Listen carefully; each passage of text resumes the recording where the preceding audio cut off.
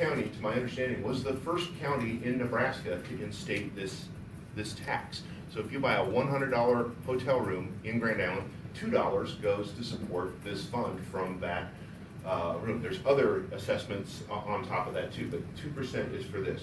So this is what is called the brick and mortar fund.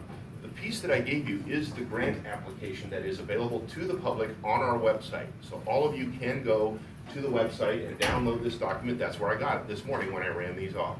And the front page is the only one I'm going to bring to your attention, but you have the full application. So what it does is this is taken from the Nebraska statutes that allows for this fund to exist. It's through the authority of the counties of Nebraska. So you are the authority organization through which the Visitor Promotion Committee and the Visitor Improvement Fund operate. So that's why obviously we come to you with our reports and our annual updates as to the activities of these funds.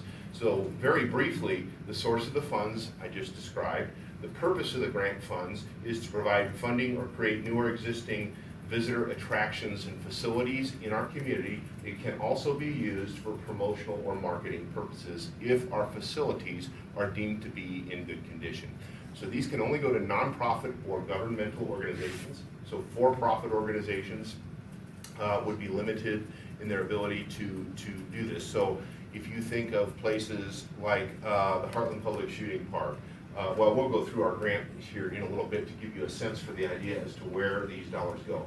The dominant one was literally just paid off. The Heartland Event Center, approximately $2.5–3 million over time went to help pay for the Heartland Event Center, which of course is a dominant tourism driver in our community. So a number of years ago, you approved this granting program that we now use to facilitate. It used to be additional dollars that were done over and above our obligation, and now we want to obviously continue to do that through this type of a proposal process. So what happens is these non-for-profits, these attractions, have an idea, they fill out an application, we receive those applications, we go through the process of reviewing those, making sure they meet the criteria, etc.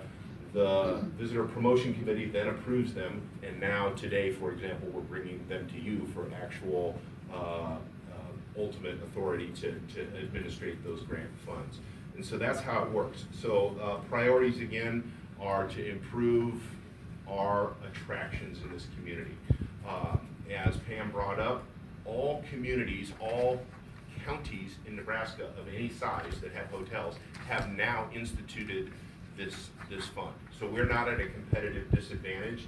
If you look at similar size population communities, they all have that. So there is no dollar advantage for one community over another to not have this in place. Our hoteliers, and maybe I can have Angela explain just a little bit how these funds work in a lot of ways, but we partner with them in so many ways to bring groups to our community and has a positive impact on tourism in the community. So this again goes through that. It has exclusions, can't be used for general operating expenses, can't be used for general maintenance of if your roof's worn out, you need a roof, this isn't going to pay for that. If you build a new addition onto an existing thing, that would be a potential thing we could look at. So it goes through all those types of